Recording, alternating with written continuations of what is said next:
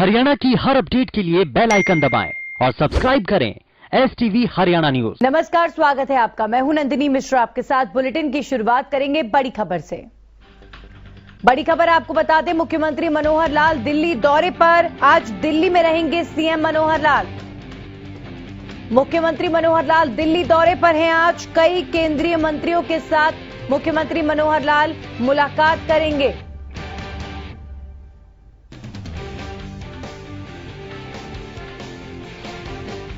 तो सीएम दिल्ली पहुंच रहे हैं आज और कई केंद्रीय मंत्रियों के साथ मुलाकात होगी।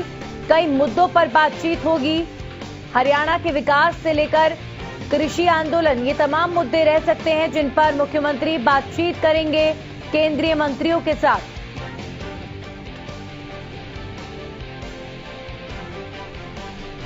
दिल्ली दौरे पर मुख्यमंत्री मनोहर लाल। इस खबर पर हमारे सहयोगी राजा पटेल जुड़ चुके हैं। दिल्ली क्या कार्यक्रम मुख्यमंत्री के? मनोहर लाल खट्टर आज पूरे दिन दिल्ली में रहेंगे और साफ तौर पर जो केंद्रीय मंत्री हैं, सबसे पहले जो जानकारी मिल रही है सूत्रों के अनुसार कि कोरोना को लेकर प्रदेश में जिस तरीके की स्थिति है उसको लेकर कहीं ना कहीं केंद्र के जो मंत्री हैं उनको फीडबैक देंगे कि जिस तरीके से दोबारा से कोरोना एक्टिव होता हुआ पूरे देश में नजर आ रहा है, इसको देखते हुए कहीं ना कहीं जो दिल्ली NCR के एरिया हैं, गुरुग्राम की बात करें, फरीदाबाद की बात करें या फिर अलग अलग एरिया की बात करें, तो उसको लेकर कहीं ना कहीं फीडबैक यहाँ पर देते हुए नजर आएंगे। वहीं जिस तरीके से पिछले काफी लंबे समय से जो मंत्रियों का विरोध हो रहा है, साफ तौर पर तमाम विधायकों का विरोध हो रहा है, विरोध का जो सिलसिला है वो रुकने का नाम नहीं ले रहा। कहीं भी जो मंत्री होली के प्रोग्राम में उनको साफ तौर पर किसानों के विरोध का सामना करना पड़ रहा है, उसको लेकर साफ तौर पर जो केंद्र के मंत्री हैं उनको फीडबैक देंगे कि किस तरीके से प्रदेश की हालात है। तो तमाम जो चर्चाएं हैं आज पूरे दिन जो मुख्यमंत्री का जो कार्यक्रम है वो साफ तौर पर केंद्र के मंत्री से मुलाकात के दौरान कहीं ना कहीं रहने वाली। जी चलिए, शुक्रिया आपका राजा तमाम जानकारी के लिए। तो आज कई केंद्रीय मंत्रियों के साथ मुख्यमंत्री मनोहर लाल मुलाकात करेंगे। आज दिल्ली दौरे पर रहेंगे हरियाणा के सीएम मनोहर लाल।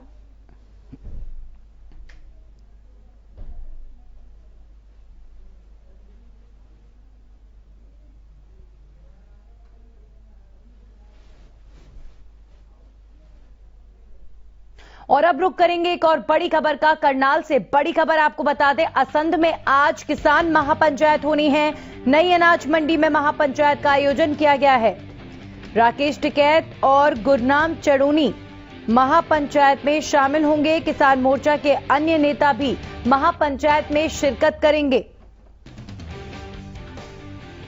लगातार कृषि आंदोलन के तहत महापंचायतों का दौर जारी है और ऐसे में किसान नेता महापंचायतों के जरिए लोगों का समर्थन और ज्यादा मिले, इसकी कवायद में जुटे हुए हैं।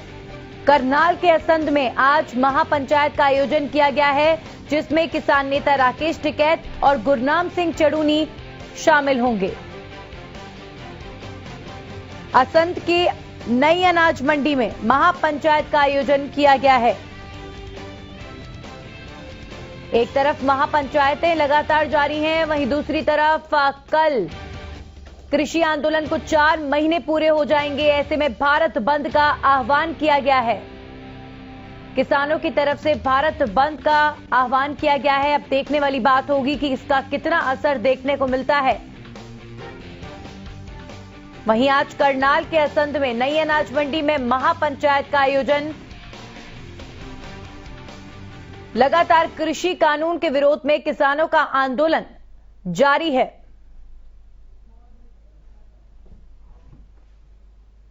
और अब रुक करेंगे एक और बड़ी खबर का। किसानों के आंदोलन को 120 दिन पूरे हो चले हैं। कृषि कानूनों के खिलाफ लगातार डटे हुए हैं किसान। 4 महीने ऑलमोस्ट किसानों के आंदोलन को पूरे हो चुके हैं। आंदोलन लगातार जारी है, लेकिन सबसे बड़ी बात यह कि आंदोलन आखिर कब तक चलेगा, इसे लेकर कुछ भी नहीं कहा जा सकता, क्योंकि सरकार और किसानों के बीच में बातचीत तक नहीं हो रही है। सरकार मौन है, किसान भी अपने आंदोलन को लगातार आगे लेकर जा रहे हैं। महापंचायतें हो रही हैं और कल भारत बंद का भी आह्वान किया गया है।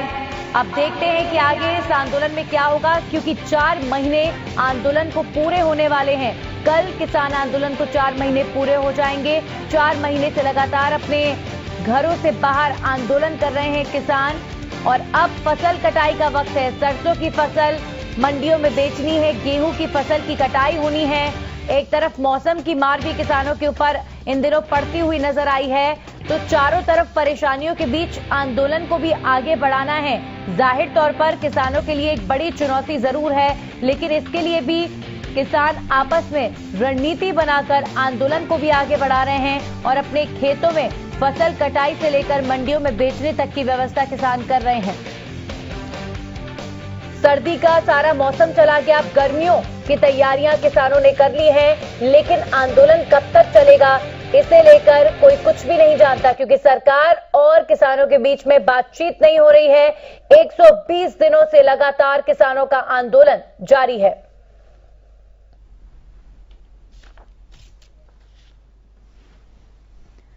लगातार महापंचायतें हो रही हैं। राकेश टिकैत लोगों से ज्यादा समर्थन की अपील कर रहे हैं। 4 महीने से आंदोलन लगातार जारी है। किसान एकजुट होकर आंदोलन को आगे बढ़ा रहे हैं। वहीं दूसरी तरफ दिल्ली की सीमाओं पर भी अभी भी किसान लगातार बैठे हुए हैं। सिंघू बॉर्डर अभी भी पूरी तरीके से ब्लॉक है। कल भारत बंद का भी आह्वान किया गया है। देखने वाली बात होगी कि कल जब किसान भारत बंद रखेंगे तो इसका कितना असर या कितना समर्थन किसानों को इस भारत बंद में मिलता है। और इस खबर पर हमारे सहयोगी जगदीश प्रजापति जुड़ चुके, सीधा उनका रुख करेंगे। जगदीश, 4 महीने पूरे होने को हैं किसानों के आंदोलन को, लगातार आंदोलन जारी है, वहीं महापंचायतें हो रही हैं। फिलहाल सिरसा को लेकर क्या जानकारी? जी नंदिनी, बिल्कुल अगर सिरसा की बात की जाए तो सिरसा के किसान भी किसान आंदोलन को लेकर बिल्कुल डटे हुए हैं। उनका कहना है कि हर गांव से जाकर टीम बनाई है। अगर कालावाली की बात की जाए तो कालावाली में कल किसान यूनियन की जो बैठक हुई उसमें बलवंत सिंह जो केवल है उसको कालावाली हल्का का हरियाणा यूनियन का प्रेसिडेंट चुना गया है। और नंदिनी मैं बता दूं कि कल आरती सेशन शाम देर रात्रि आरती सेशन में आरती व्यापारियों ने भी किसानों को समर्थन दिया है। कल भारत बंद को लेकर कल कालावाली भी बंद रहेगा और क्रांतिकारी जो चौक है उस पर रोडों को जाम किया जाएगा। इसकी जानकारी प्रदीप जैन है आरती सेशन के अध्यक्ष, उन्होंने सुबह हमें आज दी है। जी नंदिनी। जी बिल्कुल जगदीश, सबसे बड़ी बात यह भी है, देखिए 4 महीने पूरे हो चले हैं और 4 महीने के इस पूरे दौर का आकलन करने का भी कल दिन होगा। जब किसान भारत बंद का आह्वान कर रहे हैं तो ये देखना दिलचस्प होगा कि कितना समर्थन आम लोगों का किसानों के इस भारत बंद में किसानों को मिलता है। जी बिल्कुल नंदिनी, बड़ी बात रहेगी कि 4 महीने आंदोलन को हो गए हैं। आम लोग जो है कहीं ना कहीं थोड़ा बहुत आंदोलन को लेकर परेशानी है जो उठा रहे हैं, और आम लोगों का यह भी कहना है कि सरकार को इनकी बातें बैठकर बात कर लेनी चाहिए। कहीं ना कहीं आंदोलन को खत्म करना चाहिए, क्योंकि आम लोगों को परेशानी हो रही है। नंदिनी, बिल्कुल अगर बात की जाए अगर कालावाली की, तो कालावाली के आम जन जो है समर्थन की बात जो है खुलकर सामने आ रही है कि आम लोग जो है किसानों को समर्थन देंगे और बंद जो रोड जाम है उसमें भी उनका सहयोग करेंगे। जी नंदिनी। चलिए, बहुत बहुत शुक्रिया जगदीश आपका तमाम जानकारी के लिए। और अब हमारे सहयोगी अनूप कुंडू हिसार से हमारे साथ जुड़े हैं, सीधा उनका रुख कर लेते हैं। अनूप, लगातार आंदोलन जारी है, कल भारत बंद का आह्वान किसान करेंगे।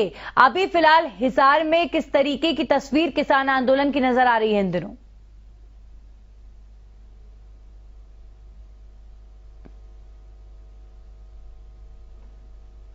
अनूप, मेरी आवाज आप तक पहुंच पा रही है? जी बिल्कुल। जी अनूप, क्या तस्वीर हिसार में? हिसार की अगर हम बात करें तो हिसार में भारत बंद का पूरा असर देखने को मिल सकता है, क्योंकि यहाँ पर जो आरती एसोसिएशन है उन्होंने भी आज बयान जारी किया है कि वो किसानों के साथ है। इसके साथ साथ जो किसान संयुक्त मोर्चा की ओर से कहा गया है कि सभी भारतवासी इस भारत बंद में अपना सहयोग करें। तो यहाँ पर देखने को मिल रहा है कि जो संस्थाएं हैं, चाहे वो निजी संस्थाएं क्यों ना हो, वो भी किसानों के साथ है और भारत बंद की पूरी तैयारी कर रहे हैं।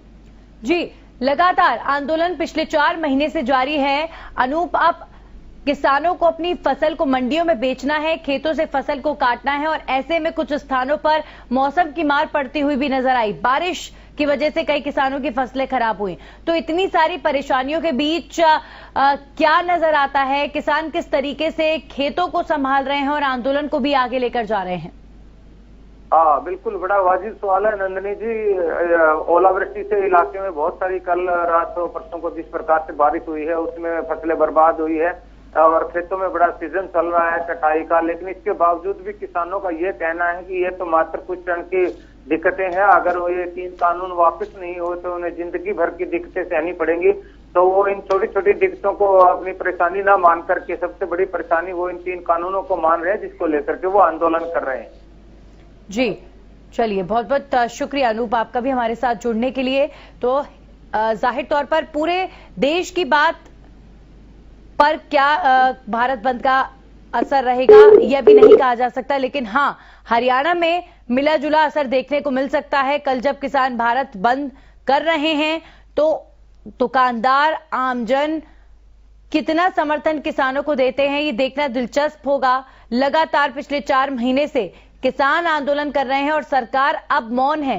पहले कम से कम बातचीतें हो रही थी तो एक उम्मीद थी कि चलिए समाधान निकल जाएगा, लेकिन अब बातचीत तक नहीं हो रही है, सरकार चुप है।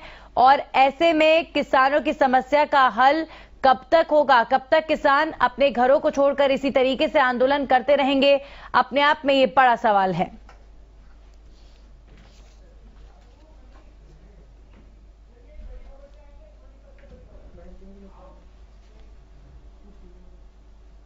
और अब रुक करेंगे बड़ी खबर का सोनीपत से। आपको बता दें बड़ी खबर आ रही है, 26 मार्च से 1ली से 8वीं की परीक्षाएं शुरू होंगी। 26 मार्च से 1ली से 8वीं की परीक्षाएं शुरू होंगी। फिर 26 मार्च से ही 9th और 11th की परीक्षाएं भी आयोजित की जाएंगी। सुबह 9:30 बजे से लेकर दोपहर 1 बजे तक परीक्षा का आयोजन होगा। परीक्षा के दौरान कोविड नियमों का पालन करना होगा। बड़ी खबर आपको बता रहे हैं, स्टूडेंट्स की परीक्षाओं को लेकर समय और दिन निर्धारित किया जा चुका है। 26 मार्च से फर्स्ट क्लास से लेकर 8वीं क्लास की परीक्षाएं होंगी। 9th और 11th की परीक्षाएं भी 26 मार्च से ही शुरू होंगी। सुबह 9:30 बजे एग्जाम का टाइमिंग रखा गया है। परीक्षा के दौरान कोविड नियमों का सख्ती से पालन करना होगा।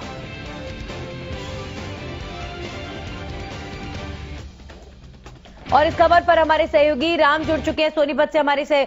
सीधा मैं उनका रुख करूंगी। राम, लगातार बच्चों के स्कूल जाने को लेकर जैसे जैसे कोरोना के मामले बढ़ रहे हैं सवाल खड़े हो रहे हैं, लेकिन अभी फिलहाल हरियाणा सरकार ने ऐसा कोई फैसला नहीं लिया है। स्कूल लगातार जारी हैं, बच्चे स्कूल जा भी रहे हैं। अब ऐसे में जो एग्जाम की डेट निर्धारित की गई है, ऐसे में क्या रिएक्शन पेरेंट्स की तरफ से मिलता हुआ है?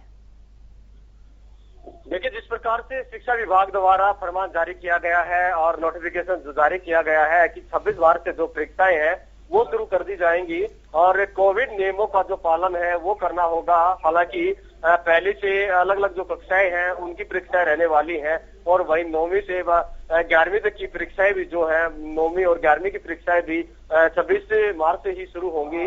हालांकि कोविड के नियमों की पालना जो है वो महत्वपूर्ण रहेगी। अगर ऐसा नहीं करते तो उनके खिलाफ कार्रवाई का भी प्रावधान रहेगा। वहीं दूसरी तरफ बात करें तो इस बार जो है अवसर ऐप के जरिए जो है बच्चों को जोड़ा गया है और जो बच्चे किसी भी संदिग्ध हालात में पॉजिटिव पाते हैं या कि उनका बुखार जो है, उनका ज्वर जो है वो तेज मिलता है, तो ऐसी स्थिति में अवसर ऐप के जरिए भी परीक्षाएं देने के लिए प्रावधान होगा। हालांकि अभी जो गाइडलाइन है, गाइडलाइन का यही है कि सभी बच्चे जो है बुलाए गए हैं, लेकिन जिन बच्चों को संदिग्ध रूप में पाया जाता है या जिनका टेम्परेचर जो है ज्यादा मिलता है, ऐसे बच्चों को स्कूल में जैसे दूसरी और तीसरी की जो कक्षाएं हैं ऐसे बच्चों को घर से ही फोन पर ही उनसे क्वेश्चन बताकर उनके आंसर लेने का प्रावधान जो है जिला शिक्षा विभाग द्वारा किया जाएगा। जी, यानी एग्जाम सभी बच्चों के ऑफलाइन होंगे और किसी बच्चे में अगर कोई सिम्टम नजर आता है तो कम से कम बच्चे को एग्जाम उसके घर पर ही दिलवाया जाए, इस तरह का प्रावधान रखा गया है। लेकिन कितना महत्वपूर्ण हो जाता है, देखिए पूरे साल स्कूल बंद रहे हैं और ऐसे में एग्जाम्स लिए जा रहे हैं। अभी हाल ही के दिनों में स्कूल जो है क्लासेस ऑफलाइन शुरू हुई हैं, वरना ऑनलाइन ही स्कूल चल रहे थे। तो क्या पेरेंट्स खुश हैं सरकार के इस डिसीजन से कि 26 तारीख को एग्जाम लिया जाए? क्योंकि कई ऐसे लोग सामने आए थे जिनका सीधे तौर पर कहना था कि क्लासेस ऑनलाइन चली हैं तो फिर एग्जाम ऑफलाइन लेंगे तो बच्चों को परेशानी होगी।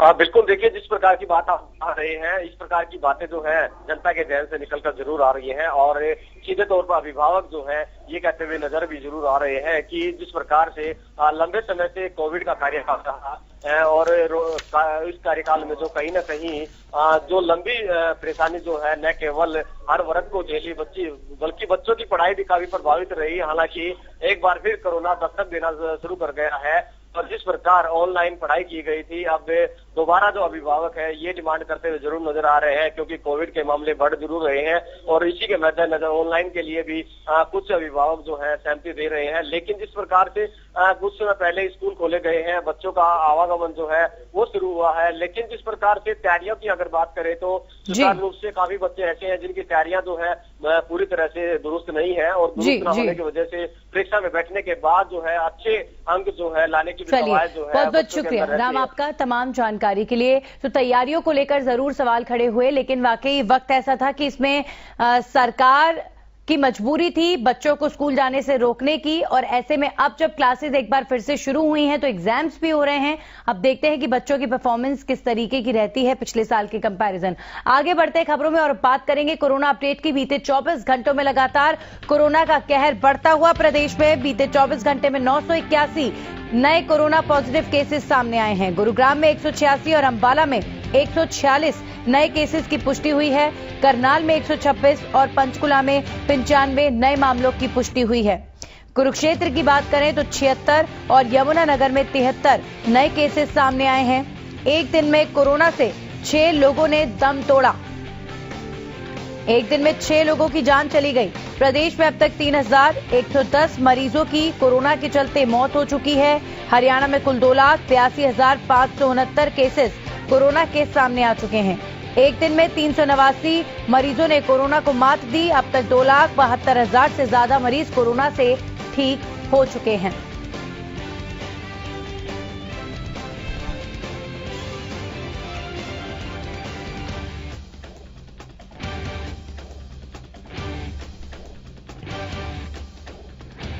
और इस खबर पर हमारे सहयोगी जितेंद्र जुड़ चुके, सीधा उनका रुख करेंगे। जितेंद्र, लगातार कोविड केसेस बढ़ रहे हैं और ऐसे में किस तरीके की एहतियात सरकार बरत रही है, प्रशासन की तरफ से किस तरह की सख्ती नजर आ रही है, क्योंकि ये वक्त की मांग भी है? देखिए, सबसे बड़ी बात यह है कि अगर मैं पानीपत की बात करूं तो मैं पानीपत की अपडेट बता दूं कि देखिए सबसे ज्यादा 2021 में सबसे ज्यादा जो केस मिले हैं वो बुधवार को मिले हैं। 61 कोरोना पॉजिटिव केस मिले हैं, एक डेथ हुई है। तो टोटल एक्टिव केस जो है वो 263 पानीपत में हो गए हैं। तो आप अंदाजा लगा लीजिए। और कल ही जो है स्वास्थ्य मंत्रालय की तरफ से जो अनिल विज हैं हरियाणा के, उनकी तरफ से मेल आई है और मेल पर सीधा जो है आने वाले इस समय में जो होली है, होली को लेकर एक गाइडलाइन तैयार की गई है कि आप सार्वजनिक जगह पर होली नहीं मना पाएंगे। तो कहीं ना कहीं सरकार भी जो है, सरकार भी चाहती है कि किसी तरीके से इन बढ़ते केसों को रोका जाए। लेकिन रोकना किस कदर हो सकता है जब लोग बाग बिना मास्क के, बिना 2 गज की दूरी और बिना सैनिटाइजर के निकलते हैं। और कहीं ना कहीं संक्रमण जो है, हमने सीएमओ से बात की तो उन्होंने कहा कि दूसरी रेंज है और लगातार कोरोना के केस, ऐसा नहीं कि पानीपत में पूरी जीटी रोड बेल्ट पे फैल रहे हैं। और यही सबसे बड़ा कारण है कि स्कूल भी खुल चुके हैं और जिस तरीके के आने वाले त्योहार हैं, हम देख रहे हैं कि लोग बागों की भीड़ लगातार बढ़ रही है। कोरोना संक्रमण को लेकर कोई गाइडलाइन नहीं है, तो कहीं ना कहीं आने वाला समय और भी दिक्कत भरा हो सकता है। जी बिल्कुल जितेंद्र, और जिस तरीके की सख्ती बढ़ती जा रही है, लोगों में प्रशासन का डर थोड़ा बहुत जरूर नजर आता है, लेकिन जो डर कोरोना से 2020 में लोगों को था जितेंद्र, वो डर अब 2021 में नजर नहीं आ रहा। और यही सबसे ज्यादा डरने की बात है, यही सबसे ज्यादा गंभीर बात है। बिल्कुल बिल्कुल नंदनी, देखिए जिस तरीके से मैं बताऊं 2020 के अंदर मार्च में ही 22 मार्च को ही लॉकडाउन शुरू हुआ था और अब मार्च के अंदर जिस तरीके से लगातार केस बढ़ रहे हैं, आने वाले दिनों में ये केस और भी बढ़ सकते हैं। और सबसे बड़ी बात यह है कि बार बार जो है सरकार की तरफ से, स्वास्थ्य विभाग की तरफ से कोरोना वैक्सीन को लेकर भी अपील की जा रही है कि कोरोना वैक्सीन आप लगाएं। एक गाइडलाइन भी उसके लिए तैयार हो गई है कि 45 साल से जो ज्यादा उम्र के लोग हैं उनको वैक्सीन लगेगी, लेकिन इसके लिए लोग बागों को भी तैयार रहना होगा। चलिए, बहुत बहुत शुक्रिया जितेंद्र आपका जानकारी के लिए। वाकई कोरोना वैक्सीनेशन के लिए अभियान चलाए जा रहे हैं, लेकिन वैक्सीन का मतलब ये नहीं कि आप सावधानी बरतना छोड़ दें। हमारे सहयोगी अजय मेहता भी जुड़ चुके हैं फतेहाबाद से, उनकी स्थिति जान लेते हैं। अगर बात करें अजय फतेहाबाद की, तो अभी फिलहाल वहां क्या स्थिति कोरोना की?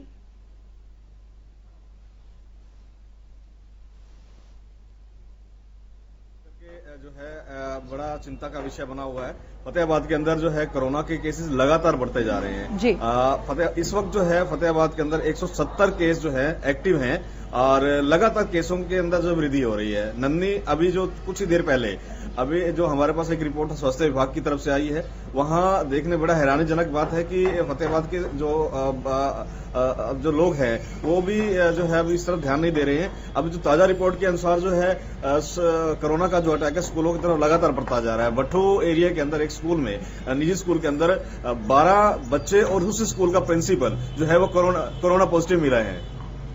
जी बिल्कुल अजय, और ऐसे में भी एग्जाम का अनाउंसमेंट भी हो चुका है। 26 मार्च से एग्जाम्स होंगे। मार्च के लगभग आखिरी दिनों में बच्चों के एग्जाम्स लिए जाएंगे और ऐसे में कोरोना के मापदंडों का सख्ती से स्कूल के अंदर पालन हो, ये सुनिश्चित करना बहुत ज्यादा जरूरी है। अभी अगर स्कूल के हालात देखे जाए तो कई बच्चे मास्क लगाते हैं, कई नहीं लगाते, कई तो टीचर्स भी मास्क लगाते हुए नहीं मिलते। तो ऐसे में ये बड़ा गंभीर विषय है कि स्कूल प्रबंधन जो है अपनी जिम्मेदारियों को ठीक से निभाएं और कोरोना से बचने के जो मापदंड हैं उनको पूरा करने के लिए सुनिश्चित करें। बिल्कुल, देखिए नन्ही, इस मामले को लेकर के कल जो है डीसी ने फतेहाबाद के तमाम अधिकारियों की बैठक ली थी और बड़े सख्त दिशा निर्देश जारी किए हैं कि सभी स्कूलों के अंदर जाकर विजिट करें और जो एसओपी है उसकी पालना हो रही है या नहीं हो रही ये जाकर के चेक करें। साथ ही जो एग्जामिनेशन अभी शुरू होने हैं, एग्जाम शुरू हो रहे हैं, उसको लेकर के अभी जो है तैयारियों को शिक्षा विभाग को ताकीद की गई है कि किसी प्रकार की कोताही ना बरती जाए। जो बच्चा अगर कोरोना से कोई सिम्टोमेटिक है तो उसे घर बैठ के उसका ऑनलाइन परीक्षाएं ली जाए। बाकी जो बच्चे विलिंग हैं वो आगे दे सकते हैं। इसको लेकर के बड़ी विचित्र स्थिति ये है नन्ही, देखिए स्कूल जाने वाले बच्चे जो हैं बसेस के अंदर भी जो है सोशल डिस्टेंसिंग नहीं रख पा रहे हैं, मास्क नहीं लगा पा रहे हैं। तो स्कूल के अंदर क्या स्थिति होगी, ये एक जो है बड़ा गंभीर विषय नजर आता है, क्योंकि अभी इस प्रकार से बच्चों की संख्या बढ़ती जा रही है। ये इसको देख करके एक बार फिर से हमें अलर्ट होने की जरूरत है। जी चलिए, बहुत बहुत शुक्रिया अजय आपका तमाम जानकारी के लिए।